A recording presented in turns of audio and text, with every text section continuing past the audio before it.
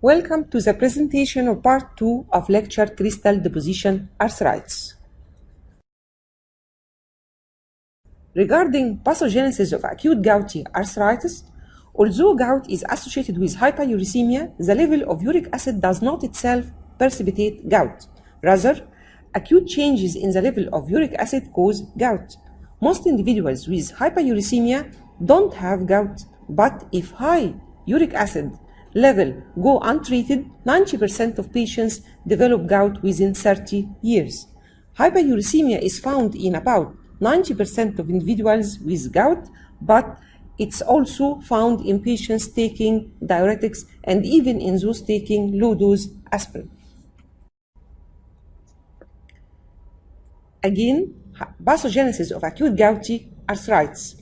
With sudden change in serum uric acid level, destabilization of microtophi in synovium per se occur. They rupture, releasing their crystal content.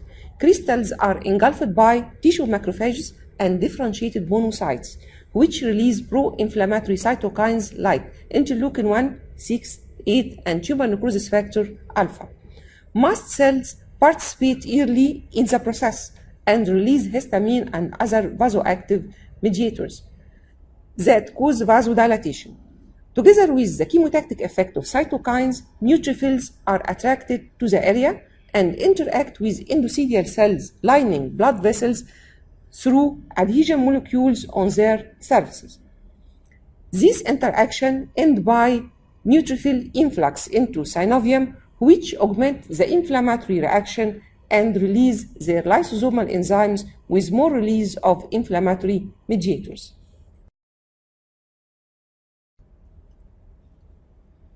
The hallmark pathologic finding in acute gouty arthritis is neutrophil synovitis.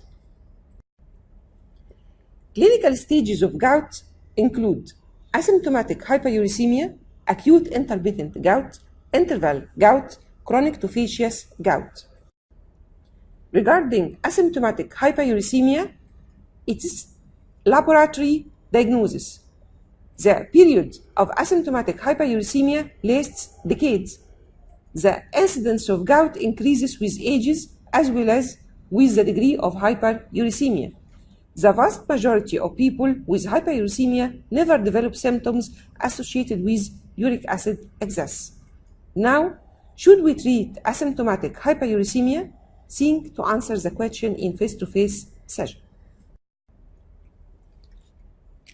In acute intermittent gout, the attack of gouty arthritis is usually preceded by precipitating factor that result in sudden change in uric acid level, like trauma or long walk, excess alcohol, drugs like thiazide, diuretics.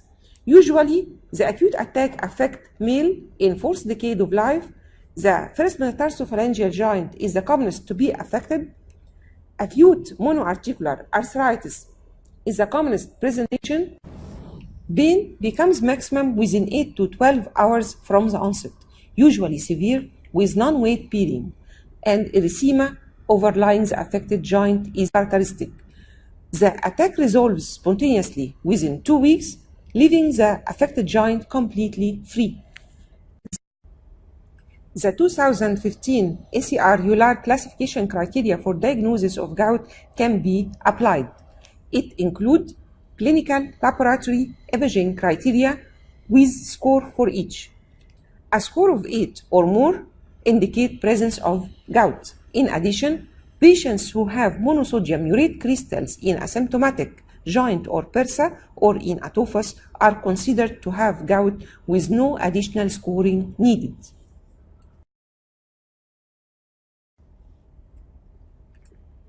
In general, for diagnosis of gout, clinically the affected joint appear swollen, hot, red. Cellulitis of soft tissue is common. Laboratory findings include CBC with leukocytosis, ESR and C-reactive protein are elevated, serum uric acid level is elevated, but normouricemic gout can occur. Guess when to answer in face-to-face session. The X-ray finding of the affected joint show soft tissue swelling. The most important diagnostic investigation is synovial fluid aspiration and analysis to prove inflammatory nature, and examination under polarized microscopy to see the needle-shaped monosodium urate crystals with negative pyrefringes in contrast to the rhomboid-shaped crystals with positive pyrefringes of calcium pyrophosphate deposition disease. Treatment of acute gout include endomethacin, starting with a dose 50 mg 3 times daily till the attack has almost completely resolved, then 50 mg twice daily until the patient is asymptomatic. The second drug is non-steroidal anti-inflammatory drug, starting with full dose for 2 to 5 days to control the acute attack, then tapering the dose down over approximately 2 weeks, within 2 weeks.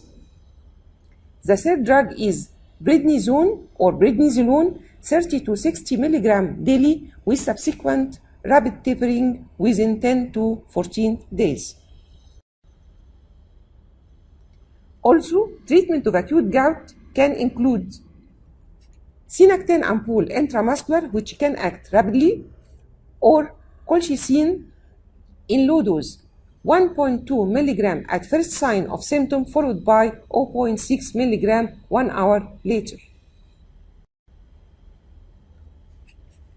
Interval gout. Interval gout is characterized by asymptomatic periods between acute gout attacks. In most patients, a second attack occurs within 6 months to 2 years. First attacks are infrequent, of short duration. The patient is free in between. During this stage, the patient must be evaluated as regards age, serum urea, creatinine clearance, 24-hour urine excretion of uric acid, and presence of urolysasis. Chronic tophaceous gout is characterized by recurrent episodes of oligoarthritis and polyarticular arthritis with or without joint deformity, gouty tophi, chronic urate nephropathy, or urolysasis, usually occur 10 or more years after acute intermittent gout. Now, what are predictors of chronicity? Think to answer in face-to-face session. This is an image of gouty tophi in 2 and in auricle in patient with chronic tophaceous gout.